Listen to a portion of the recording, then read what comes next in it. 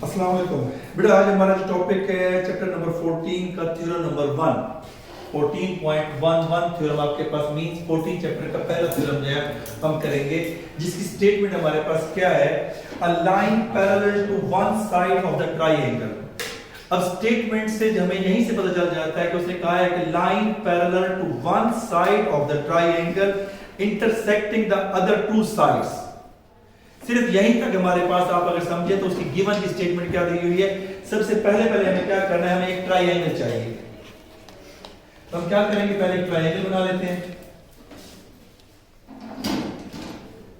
ये ट्रायंगल बना ली A B C. अब स्टेटमेंट के अंदर आपके पास क्या कहता है कि लाइन आपके पास parallel to one side of the triangle intersecting the other two sides. Mean कि आपके पास जो लाइन एक साइड के पैरेलल है वो अदर टू साइड्स को इंटरसेक्ट करती है। तो हमने यहां पे एक लाइन ड्रा कर दी। अगर मैं इसको कह देता हूं डी और ई। अब देखें डीई और बीसी पैरेलल है कि नहीं है, ये दोनों आपस में पैरेलल है और पैरेलल होने के साथ इंटरसेक्ट कर रही है। ये लाइन आपके पास ए बी को इंटरसेक्ट कर रही है एट पॉइंट डी के ऊपर एंड AC को इंटरसेक्ट करिए कहां पे, एट पॉइंट E पे। ठीक है, उसके बाद हमें क्या कहते हैं, डिवाइड्स देम प्रोपोर्शनली। ये जो डिवाइड देम प्रोपोर्शनली है, ये चीज हमारे पास ट्रू प्रूफ में आ जाती है। यानी सबसे पहले आपके पास जैसे बताया ना कि आपकी स्टेटमेंट में सिर्फ और सिर्फ आपको क्या देगा, ये वर्डिंग देगा जो मैंने अभी आपके सामने रीड किया है, a line parallel to one side of the triangle divide intersecting the other two sides divides them proportionally. यानी आपके पास यहीं से आपने इस बात को पिक करना है कि आपके पास एक ट्रायंगल बनानी है जिसमें एक साइड क्या है उसकी पैरेलल है और बाकी दो साइड्स को क्या करती है, इंटरसेक्ट करती है एंड डिवाइड्स देम प्रोपोर्शनली। सबसे पहले स्टेटमेंट थ्योरम के बाद आपके पास क्या आ जाता है, गिवन स्टेटमेंट आपके पास बुक पे लिखी हुई जैसे। अब पहली बात उसने क्या कही है, जो हमारे पास स्टेटमेंट के मुताबिक उसने कहा है a line parallel to one side. अब आपके पास देखो इन ट्रायंगल ABC आपके पास कौन सी दो लाइन पैरेलल है कि आपके पास DE पैरेलल टू BC। ये हमारे पास बात है कि आप लिख देंगे कि DE पैरेलल टू BC, ये चीज गिवन के अंदर है। And DE intersecting AB line at point D, DE no DE आपके पास इंटरसेक्ट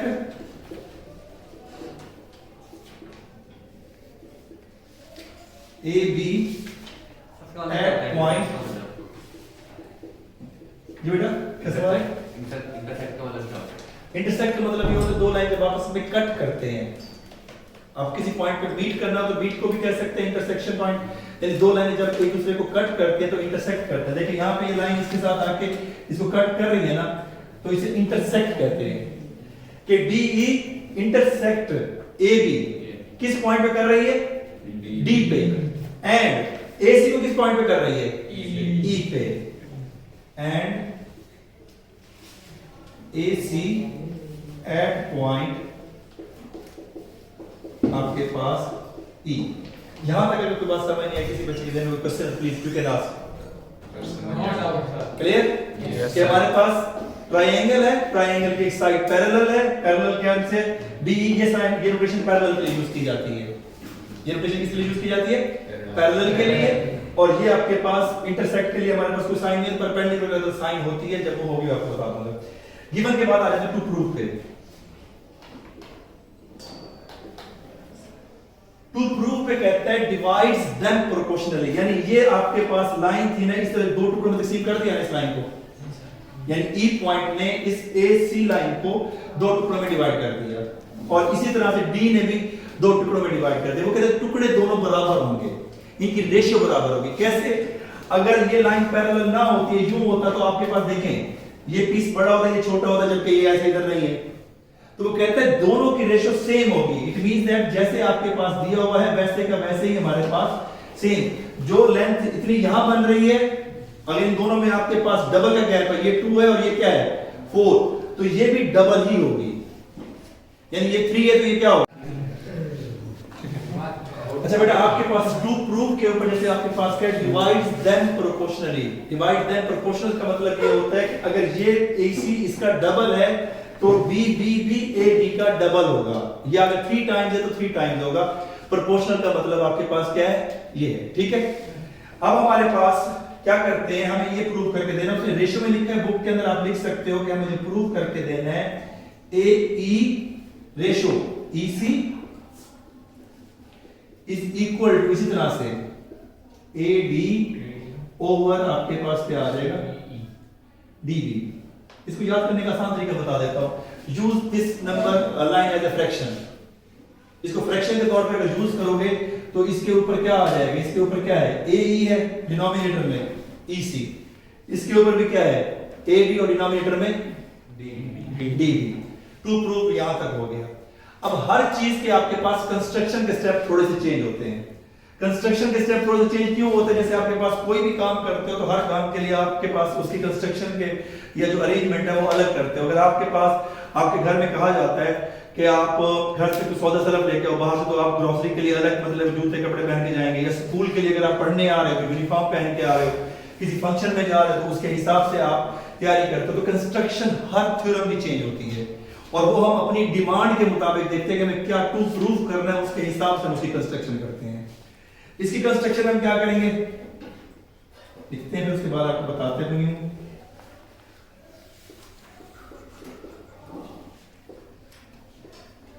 इसकी कंस्ट्रक्शन के अंदर पहले हम ज्वाइन कर देते हैं किसको, B को E के साथ और C को D के साथ लिख देते हैं जो हमने किया है। Join B to E and C to D। Clear हो गया, एक बड़ी हो गया। फिर हम परपेंडिकुलर ड्रा करते हैं। परपेंडिकुलर ये होता है कि आपके पास L शेप बनती है। जैसे परपेंडिकुलर का मतलब क्या है कि आप 90 डिग्री के ऊपर आप क्या करें, परपेंडिकुलर ड्रा करें। अब यहां से हमने परपेंडिकुलर ड्रा किया यहां पे EL, ठीक है। Draw perpendicular EL on AB, पूरी साइड पे लिखेंगे, यानी पूरी साइड का आप लिख सकते हैं। और इसी तरह से यहां पे जो परपेंडिकुलर ड्रा किया उसका नाम रख देते हैं, ये परपेंडिकुलर की साइड है तो इसका नाम M रख देते हैं। But we say draw EL perpendicular EL, ये जो साइन यूज कर रहा हूं ये परपेंडिकुलर की है क्योंकि ये हमेशा आपके पास उल्टा रेसिप्रोकल ऑफ T, उल्टा T जो होता है ना, इसे आप किस तरह से यूज करते हैं, इस साइन को हम पढ़ते हैं परपेंडिकुलर। EL परपेंडिकुलर है किसके ऊपर, इस साइड AB पे,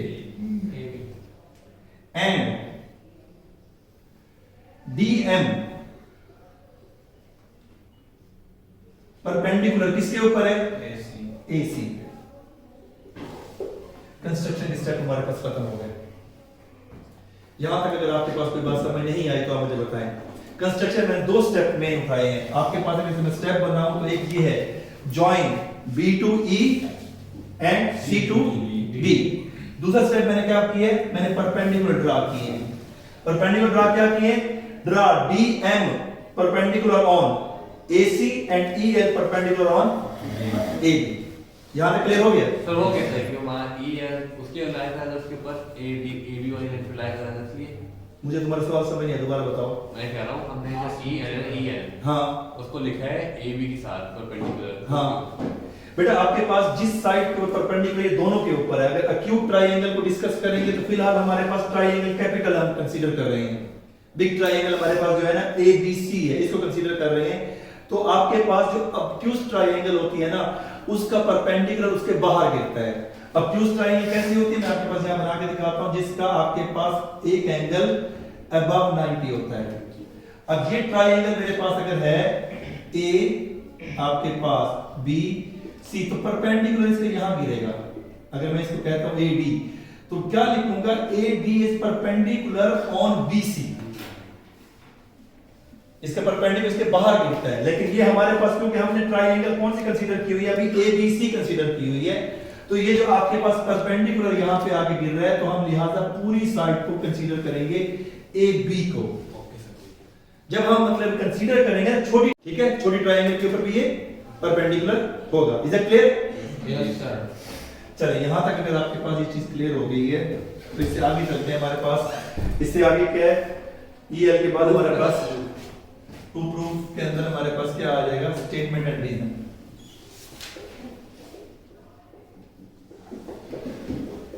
और यहाँ पे रीजन भी बताएंगे।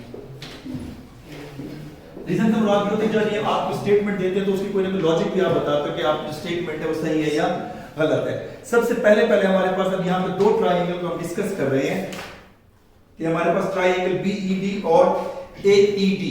मैं अब आपके पास, ताकि आप कंफ्यूज ना हो, थोड़ी देर के लिए मैं इसको रिमूव कर देता हूं ताकि आपको, सॉरी इसको रिमूव नहीं करना, दूसरी को रिमूव करना है।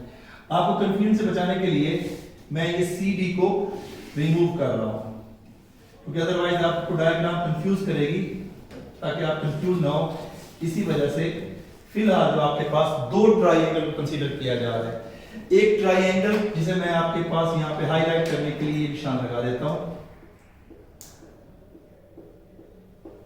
ट्राइंगल BED, ठीक है। एक ट्राइंगल क्या है, ट्राइंगल BED, एंड आपके पास ट्राइंगल दूसरी AED। एक ट्राइंगल BED और दूसरी जो आपके पास M ट्राइंगल है, M को भी मैंने फिलहाल थोड़ी देर पे रिमूव कर दिया। दूसरी ट्राइंगल क्या है हमारे पास, AED। इन दोनों ट्राइंगल के अंदर ये जो आपके पास EL परपेंडिकुलर है, ये कॉमन परपेंडिकुलर है।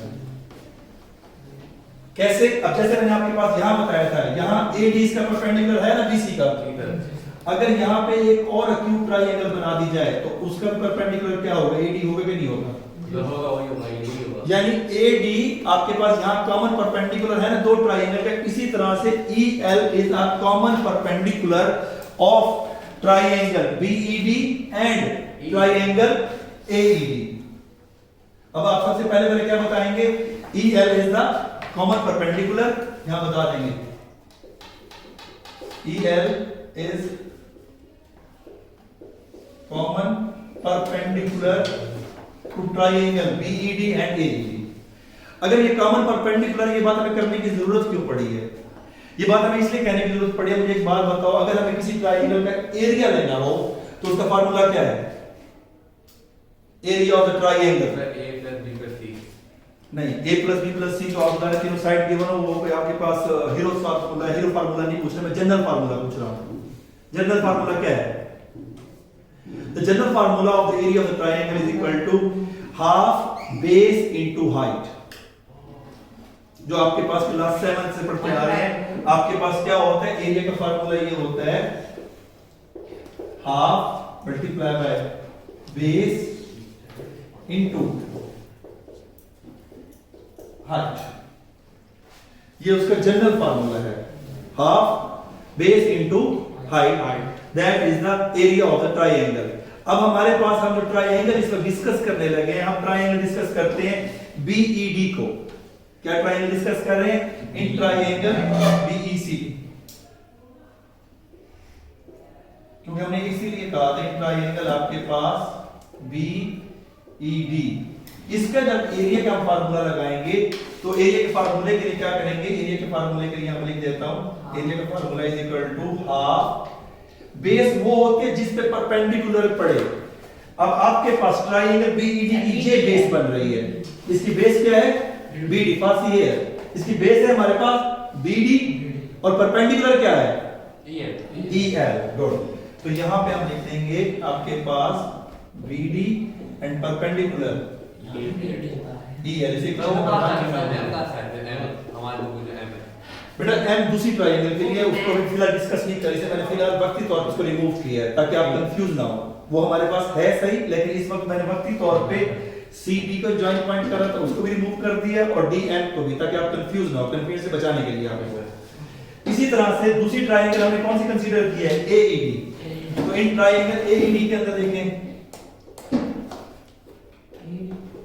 ED उसका जब एरिया लेते हैं तो आपके पास एरिया के साथ डायरेक्ट भी आप लिख सकते हो यहाँ पे हाफ, उसकी बेस क्या है और परपेंडिकुलर क्या है, इसकी बेस क्या है AD and perpendicular E।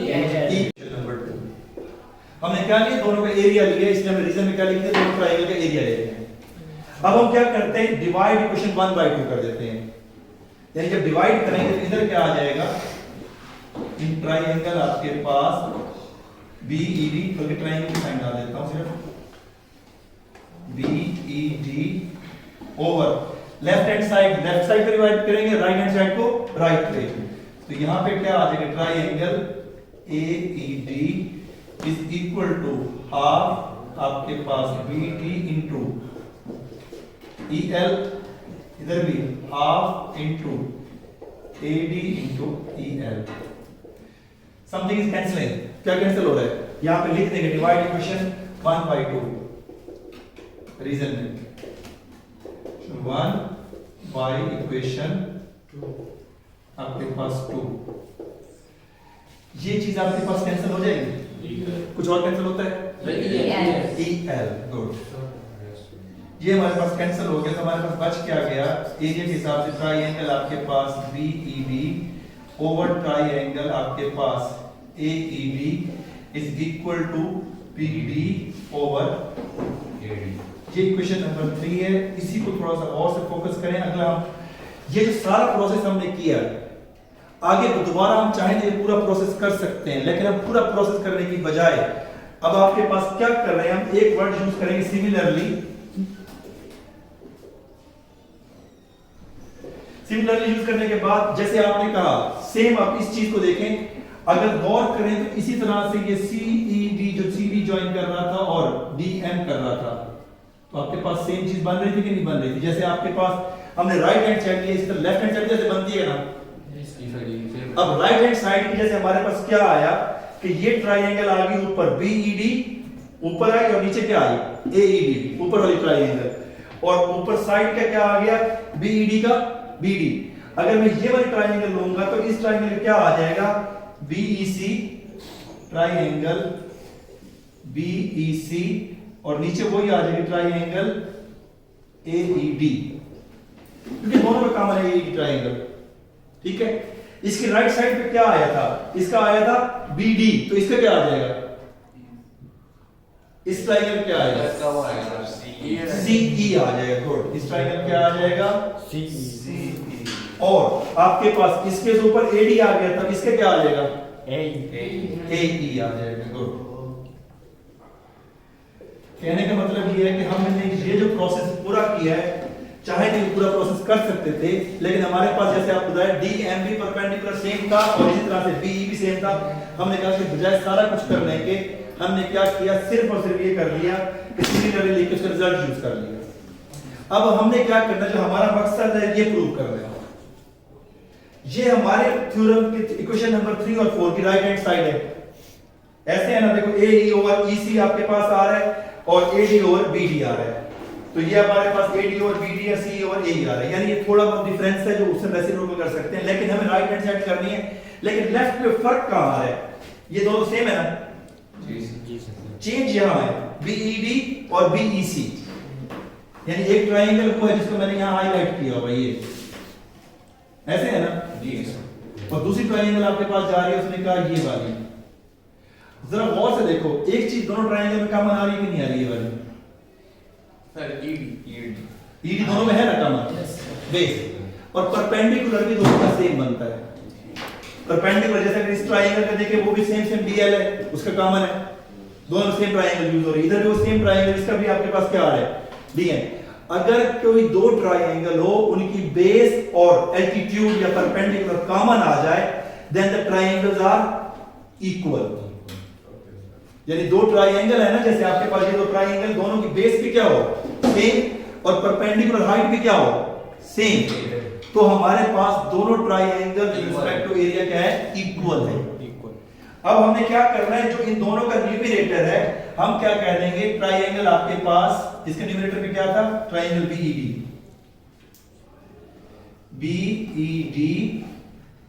Equal है या कंकरेंट है ट्रायंगल BEC के। और रीजन क्या लिखेंगे, जो मैंने अभी आपको बताया, यहां लिखने की जगह नहीं है, the both triangles have the same base and same altitude, यानी दोनों ट्रायंगल की बेस क्या है सेम। देखो और आपके पास क्या होगी, इसकी परपेंडिकुलर हाइट भी सेम होगी। तो जब दोनों सेम हैं तो बेटा आप मुझे एक बात बताओ, अब ये पॉइंट समझने का जो आपको गौर करने का है, ये दोनों तो आपके पास लेफ्ट हैंड साइड वाले डिनोमिनेटर सेम था ना, न्यूमरेटर जो चेंज था वो न्यूमरेटर को भी सेम कर दिया। तो फिर अगर दोनों की लेफ्ट हैंड साइड सेम है तो राइट हैंड साइड की क्या होगी, सेम होगी। अब हम क्या लिखेंगे, फ्रॉम इक्वेशन, क्योंकि यहाँ रीजन आप इसके पास नहीं है तो मैं इसके स्टेटमेंट वाले स्थान पे जा रहा हूँ, इन स्टेटमेंट के नीचे ये चीज लिखनी है, ठीक है। फ्रॉम इक्वेशन 3 एंड 4 क्या लिखेंगे, आपके पास BD over AD is equal to आपके पास CE ओवर AE, और रीजन क्या लिख देंगे यहाँ पे, फ्रॉम इक्वेशन आपके पास 3, 4 एंड 5 इक्वेशन आपके पास ये वाली है बेटा, क्योंकि जब दोनों की लेफ्ट हैंड साइड बराबर होगी इक्वेशन नंबर 5 की वजह से, तो राइट हैंड साइड भी क्या होगी, सेम। जरा गौर से देखो, जब हमें प्रूफ करना उसमें क्या फर्क है, जब हमें प्रूफ करना है वो AD ओवर BD है, हमारे पास क्या लिखा हुआ है, BD ओवर AD, और फिर क्या लिखा हुआ प्रूफ करना है, AE ओवर EC, हमारे पास क्या आ रहा है, यानी इसका रेसिप्रोकल करना है, दोनों तरफ आप उलट कर देंगे, यानी पूरी फ्रैक्शन को आप क्या कर देंगे, आप उलट कर देंगे। जब पूरी फ्रैक्शन उलट करेंगे तो हमारे पास क्या आ जाएगा,